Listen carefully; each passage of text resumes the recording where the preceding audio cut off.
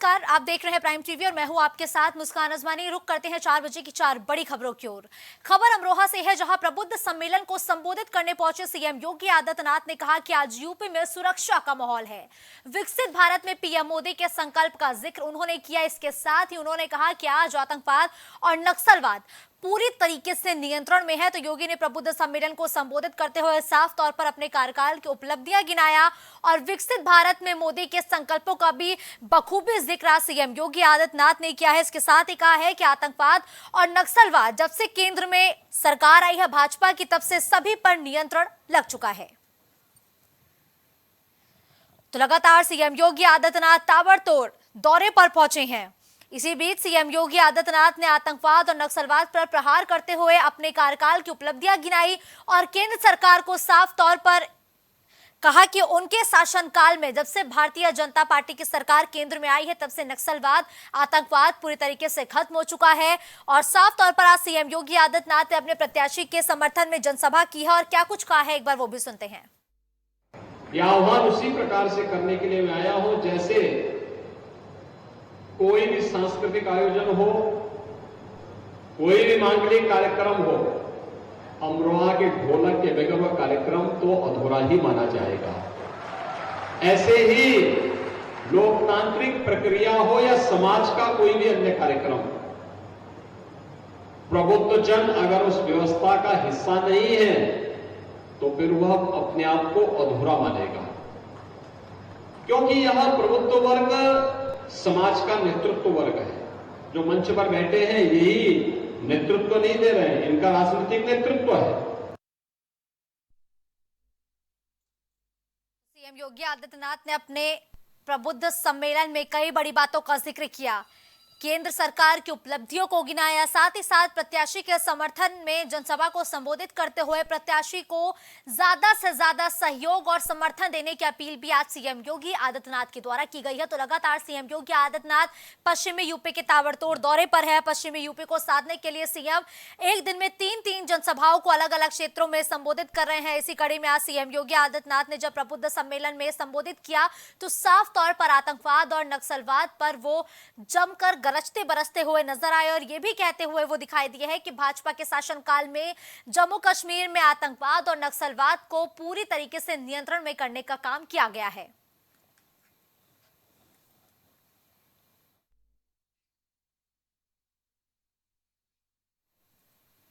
प्रधानमंत्री नरेंद्र मोदी 31 मार्च को मेरठ के दौरे पर रहेंगे। कहा जा रहा है कि इस दौरान रालोद चीफ जयंत चौधरी भी पीएम मोदी के साथ मंच पर मौजूद रहेंगे।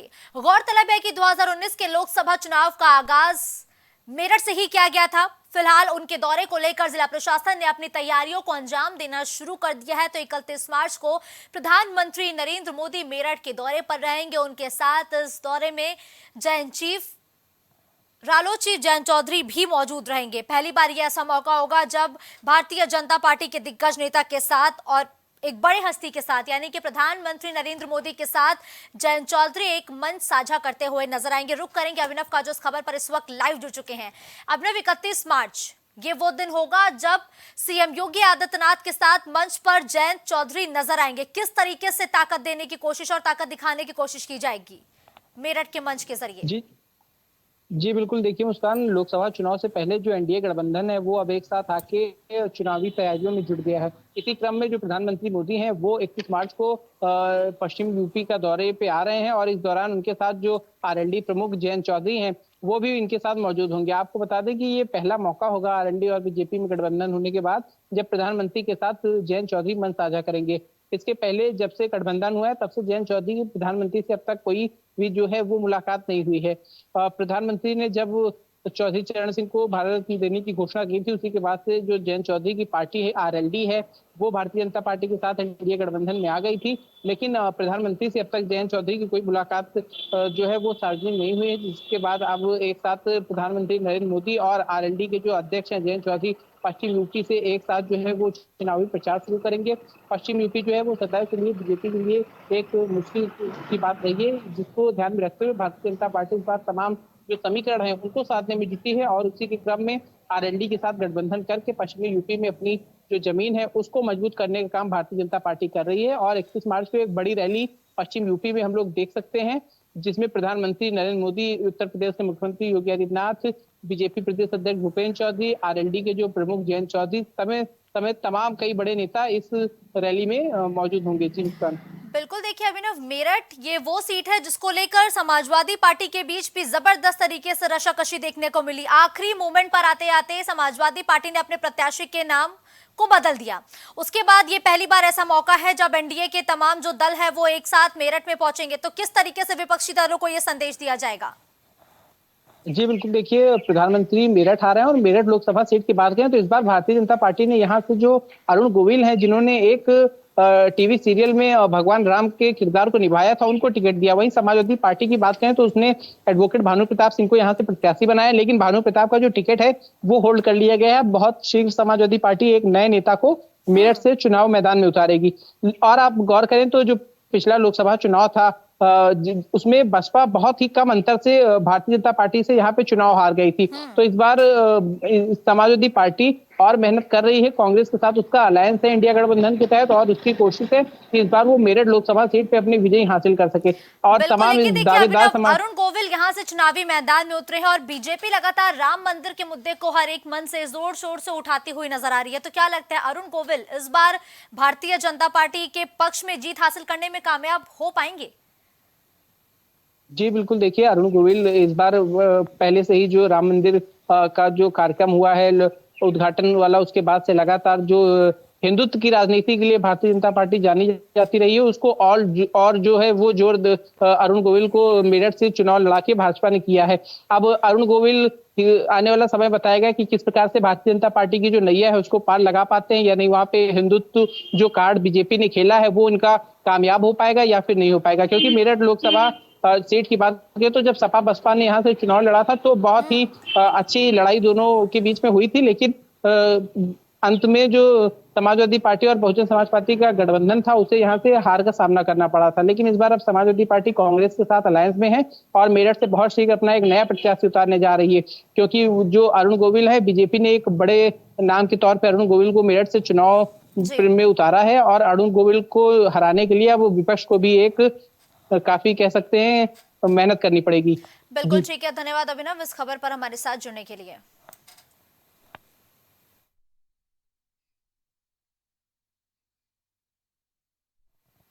तो माफिया मुख्तार अंसारी की मौत के बाद उसके और उसके बेटे उमर अंसारी के बीच की जो बातचीत हुई थी उसका एक ऑडियो लगातार वायरल हो रहा है।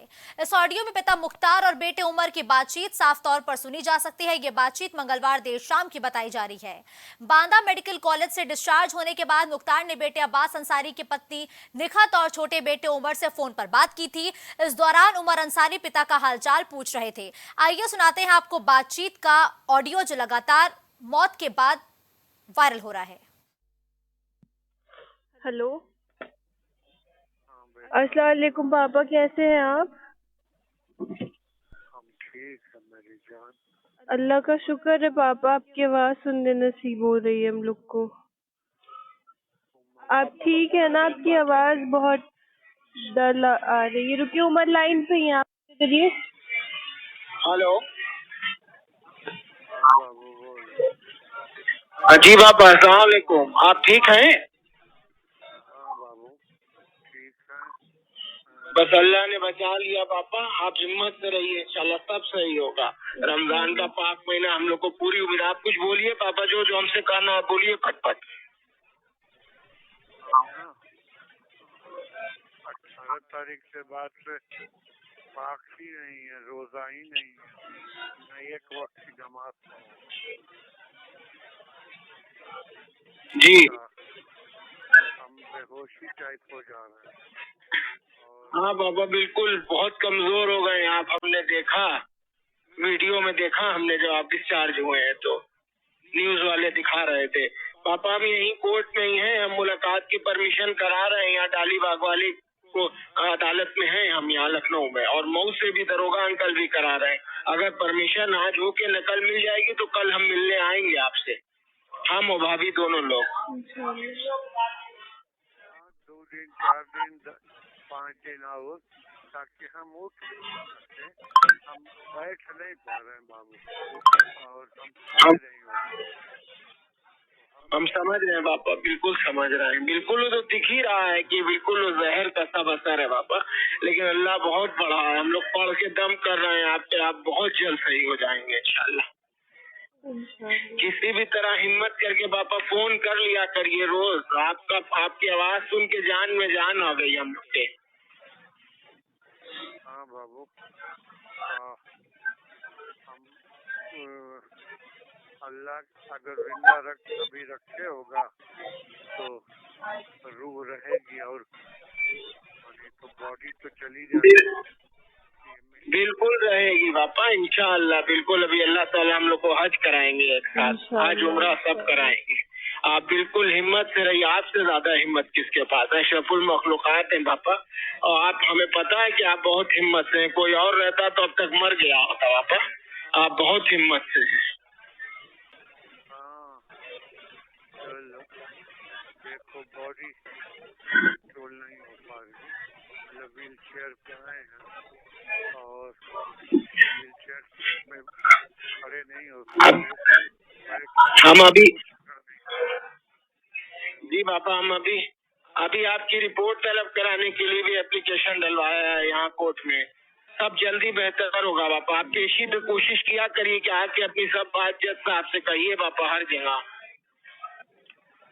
नहीं उस लायक नहीं है, आज आए थे ना तो फिर आए थे तो बेहोश हो गए।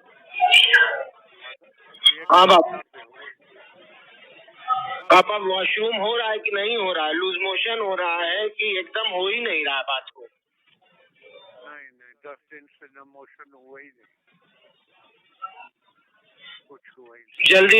जल्दी सही हो जाएंगे पापा, हम लोग पढ़ के फूक रहे हैं, आपको जमजम और खजूर भेजेंगे या हम आएंगे तो लेके आएंगे आपके लिए। जमजम से बाबा लेके आए हैं सऊदीया से, जमजम और खजूर लेके आएंगे आपके लिए और फल। 5 दिन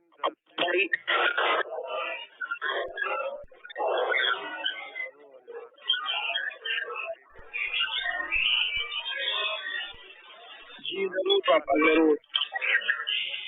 जी पापा जल्दी करा रहे हैं, भैया से वीसी पे बात हुई थी अभी मेरी, आप 15-20 मिनट यहाँ जब से आप बात कराए मेरी वीसी पे। वीसी पे बात हुई थी, यहाँ लखनऊ पेशी पे हम आए हुए हैं कचहरी में, यहाँ वीसी पर वीडियो कॉन्फ्रेंसिंग पे बात हुई है भैया से मेरी। वो ठीक है, बस आप ही के लिए परेशान है, भाभी मिल के भी उससे आ जाएंगे। बस वो वही 2 दिन 3 दिन रुका करे, थोड़ा बच्ची तो खर्च भी कम लगेगा करना। जी पापा, आप बस हिम्मत रखिए और हम लोग जल्दी मिलने आएंगे आपसे। अगर आर्डर हो जाएगा तो कल, नहीं तो फिर 2-3 दिन बाद आएंगे, सोमवार मंगल। अभी इस लायक बॉडी नहीं है कि तुम हमने बोल पाओगे।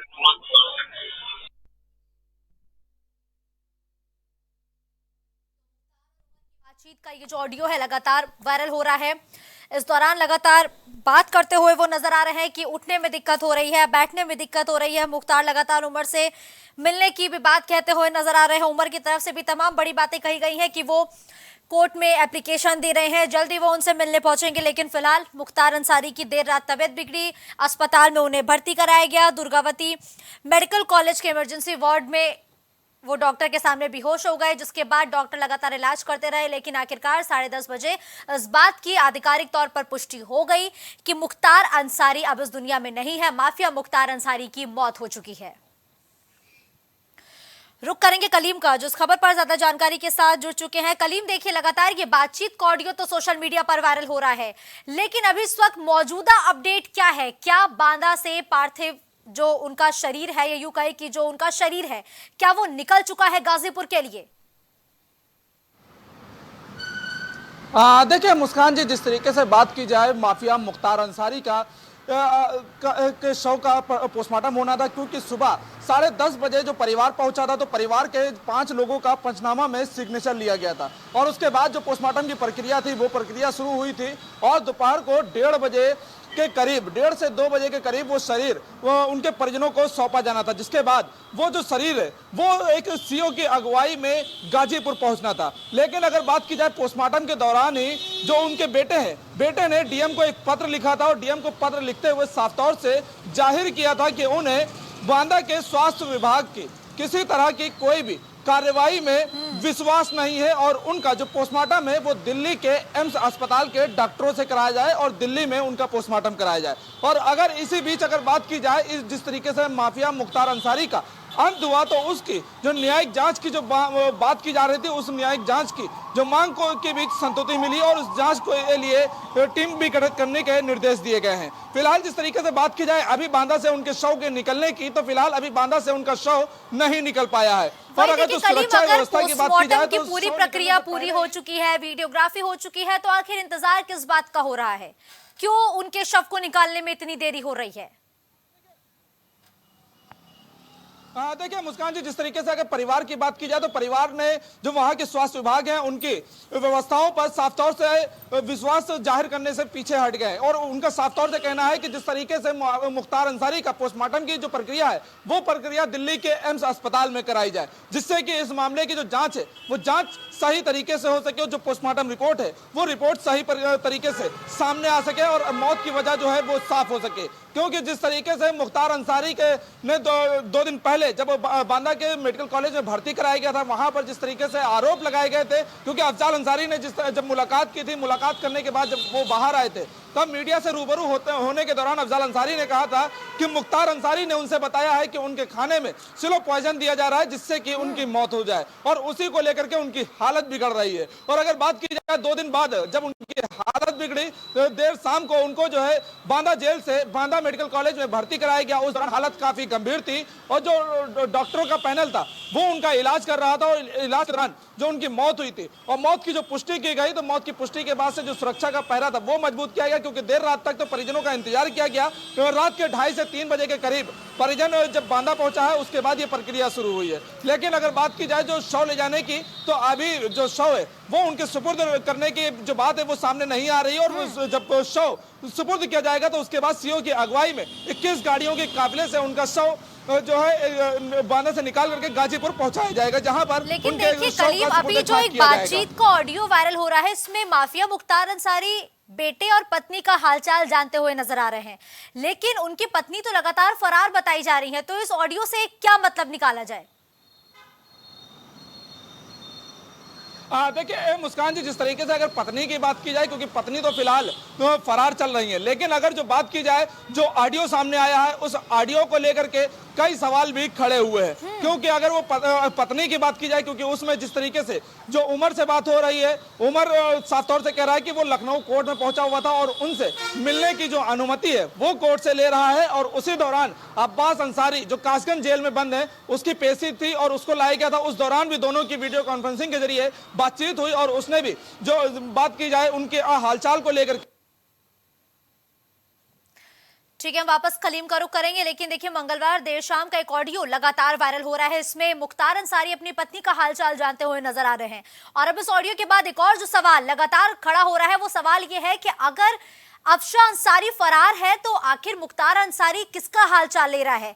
क्या परिवार वालों को पता है अफशान अंसारी कहां है? ये तमाम कई ऐसे सवाल है जो इस वीडियो के बाद से लगातार खड़े हो रहे हैं। पुलिस प्रशासन को भी कटघरे में खड़ा कर रहे हैं, लेकिन अभी फिलहाल मुख्तार का ये जो ऑडियो लगातार सोशल मीडिया पर वायरल हो रहा है इसको भी लगातार लोग सुन रहे हैं और लगातार जिस तरीके से परिवार वाले आरोप लगा रहे हैं स्लो पॉइजन का, इसको लेकर लगातार मुख्तार अंसारी का छोटा बेटा ये कहता हुआ नजर आ रहा है कि उनके पिता को जेल के अंदर ही स्लो पॉइजन दिया जा रहा था और स्लो पॉइजन के साथ ही पूरे साजिश के तहत इस पूरे प्लान को अंजाम दिया गया है और तब जाकर के माफिया मुख्तार अंसारी की मौत हुई है। इस पर अब जांच भी बिठा दी गई है, लगातार जांच का दायरा और बढ़ेगा। क्या सच है क्या नहीं ये फिलहाल समय बता देगा, क्योंकि जांच के आदेश दिए जा चुके हैं। लगातार इस पूरे मामले पर सियासत हो रही है।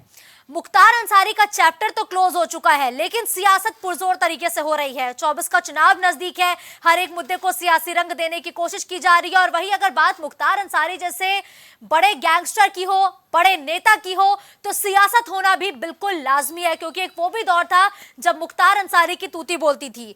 पूर्वांचल समेत कई बड़ी जगहों को मुख्तार अंसारी के गढ़ के नाम से जाना जाता था। मऊ, गाजीपुर, वाराणसी के तमाम कई ऐसे क्षेत्र हैं जहां पर मुख्तार अंसारी का रसूख था और अपने रसूख के बल पर कई बड़ी हत्या की वारदातों को अंजाम दिया।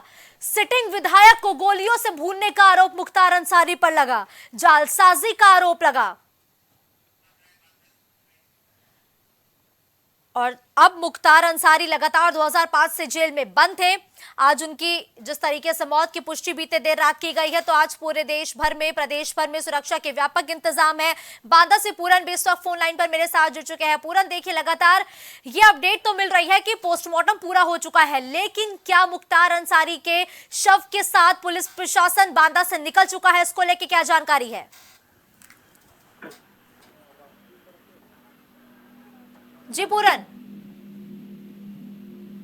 क्या आपको मेरी आवाज मिल पा रही है? ठीक है, पूरन से दोबारा संपर्क स्थापित करने का प्रयास करेंगे। लेकिन देखिए, मुख्तार का लगातार एक ऑडियो वायरल हो रहा है जिसमें वो अपने बेटे उमर से बातचीत करते हुए नजर आ रहे हैं। उमर जो है वो मुख्तार का छोटा बेटा है। इसके साथ ही उमर की भाभी निखत, जो कि जमानत पर बाहर है, वो भी बातचीत के दौरान साफ तौर पर उनकी भी आवाज सुनाई दी है। तो मंगलवार देर शाम की बातचीत थी, जिसके बाद बीते देर शाम मुख्तार अंसारी की मौत हो गई है। दुर्गावती मेडिकल कॉलेज के इमरजेंसी वार्ड में वो डॉक्टर के सामने बेहोश हो जाता है, जिसकी मौत की पुष्टि 10:30 बजे तकरीबन कर दी जाती है। पहले भी स्टूल नहीं होने की समस्या को लेकर मुख्तार अंसारी को भर्ती कराया गया था अस्पताल में, लेकिन जब वो स्वस्थ हुए दोबारा से उन्हें बांदा जेल में शिफ्ट किया गया। लेकिन बीते दिनों कहा गया जेल प्रशासन की तरफ से कि जैसे ही मुख्तार अंसारी ने रोजा खोला, उनकी तबीयत बिगड़ती है, उन्हें अस्पताल में भर्ती कराया जाता है, जहां कार्डियक अरेस्ट की वजह से उनकी मौत हो जाती है। वापस मेरे साथ पूरन इस वक्त जुड़ चुके हैं। पूरन, देखिए, बांदा में पोस्टमार्टम की जो प्रक्रिया है वो तो पूरी हो चुकी है, क्या मुख्तार अंसारी के शव को लेकर पुलिस निकल चुकी है? जी, आपको बता दें कि अभी यहाँ पर कुछ चीजें रह गई हैं, उसको इसके बाद में यहाँ से भेजा जाएगा, क्योंकि अभी लगभग आधे घंटे यहाँ पर लग सकते हैं। इसके बाद में यहाँ पर पूरी सुरक्षा व्यवस्था के साथ में उनके शव को यहाँ से भेजा जाएगा। बिल्कुल, तकरीबन आधे घंटे का समय आप जिक्र कर रहे हैं कि और लग सकता है, लेकिन जो पोस्टमार्टम की प्रक्रिया पूरी हो चुकी है, जिस तरीके से कहा गया है कि मुख्तार अंसारी के छोटे बेटे उमर अंसारी भी मौजूद है, तो फिर अब ये देरी की वजह क्या है? जी, कुछ बातचीत उन लोगों की हो रही है कि अभी थोड़ा सा वक्त लग रहा है, कुछ चीजें रह गई हैं जिनसे आला अधिकारी बातचीत कर रहे हैं। और एक चीज सुनने में आया है कि ये हार्ट अटैक, अपना कार्डियक हार्ट अटैक होने से इनकी मृत्यु हुई है। ये पोस्टमार्टम रिपोर्ट पे आया है। बिल्कुल ठीक है, तो लगातार हम इस बात पर पूरा नजर तो बनाए हैं। लेकिन देखिए पूरन, एक और सवाल बहुत अहम हो जाता है, गाजीपुर में तो तैयारियां पूरी हो चुकी हैं, और कितना समय शेष लगने वाला है? जी, तब तकरीबन आपको बता दें कि लगभग इसमें आधे घंटे के ऊपर लगभग यहाँ से जो काफिला है वो मुख्तार अंसारी के शव को लेकर के यहाँ से निकलेगा। ठीक है, तकरीबन आधे घंटे का समय। और जिस तरीके से एक एम्बुलेंस ड्राइवर की बातचीत का वीडियो हम लगातार सुन रहे थे, उसमें साफ तौर पर कहा गया कि इस एम्बुलेंस के अंदर परिवार के या अन्य लोगों के तकरीबन 4 से 5 लोग के बैठने की व्यवस्था है। तो जब मुख्तार अंसारी के शव को इस एम्बुलेंस के जरिए गाजीपुर लेकर पहुंचेगी पुलिस प्रशासन की टीम कड़ी सुरक्षा के बीच, तो इस एम्बुलेंस के अंदर कौन कौन मौजूद रह सकता है? जी, फिलहाल कोई ना कोई उसके परिवार के लोग बैठेंगे। हालांकि यहाँ पर कई लोग मौजूद हैं और उनके परिजन जाएंगे। बिल्कुल ठीक है, धन्यवाद पूरन इस खबर पर हमारे साथ जुड़ने के लिए। पूरन, आप लगातार इस खबर पर अपनी नजर बनाए रखिएगा। तो मुख्तार और उमर की बातचीत का ऑडियो वायरल हुआ है। मुख्तार अंसारी का जो पोस्टमार्टम है वो पूरा हो चुका है, तकरीबन आधे घंटे का समय और लगातार हमारे सहयोगी के जरिए बताया जा रहा है कि आधे घंटे के बाद मुख्तार अंसारी को लेकर पुलिस प्रशासन उनके शव को लेकर गाजीपुर के लिए रवाना हो जाएगी। वहीं मुख्तार अंसारी की मौत को लेकर सियासत जबरदस्त तरीके से हो रही है। अब मुख्तार अंसारी के बेटे उमर अंसारी ने भी आरोप लगाते हुए कहा कि यह गहरी साजिश थी। उमर अंसारी ने यह तक कहा कि पिता के नहीं रहने पर जो दुख होता है वो मुझे भी है, मैं भी इंसान हूं। उमर ने आगे ये भी कहा कि मुझे पिता ने बताया था कि उन्हें स्लो पॉइजन दिया जा रहा है। तो स्लो पॉइजन की थ्योरी पर लगातार सुबह से चर्चाएं हो रही है, क्योंकि लगातार उमर अंसारी भी ये कहते हुए नजर आए हैं कि मुख्तार अंसारी को जेल के अंदर स्लो पॉइजन दिया जा रहा था। जो व्यक्ति अपनी मुट्ठी ना बंद कर पाता हो, जो व्यक्ति इतना कमजोर हो कि उसको खुद ही जेल प्रशासन लेकर आईसीयू आता हो और खुद ही 12 घंटे बाद 14 घंटे बाद उसको पीठ बताकर, पीठ ठोक कर कि जाइए आप ठीक है, और 14 घंटे बाद जेल की तनाई बैरिक में भेज दिया जाता हो, 2 दिन उन्होंने अपनी रात कैसे बिताई होगी ये मैं सोच सकता हूँ। जब आज 3:30 बजे मुझे टेलीफोन पे उन्होंने कहा है कि मैं इस हालत में भी नहीं हूँ कि मैं जेल के बीसी रूम तक जा सकूं बैरिक से निकल। तो आरोप प्रत्यारोप के बीच एक कमेटी का गठन कर न्यायिक जांच के आदेश दे दिए गए हैं। उधर बीजेपी सांसद मनोज तिवारी ने भी जांच का आश्वासन दिया है। वहीं कृष्णानंद राय की पत्नी अलका राय ने भी घटना के बाद क्या प्रतिक्रिया दी है वो भी सुनते हैं। नहीं, उनकी पूरी घटना पे जांच बैठ गई है। उनके बॉडी का आज पोस्टमार्टम हो रहा है, इसलिए किसी भी तरह की अफवाहों में नहीं जाना है। मुझे लगता है कि या तो अभी तक आ गया हो या थोड़ी देर में पोस्टमार्टम की रिपोर्ट आएगी। ये एक दुर्घटना हुई है, उसकी पूरी जांच होगी। हमको तो भगवान बाबा विश्वनाथ पर पूरा भरोसा था। आज बाबा के विश्वनाथ की आशीर्वाद से, कृपा से मुझे न्याय मिला है, क्योंकि सीबीआई कोर्ट से भी हम लोग हार गए थे।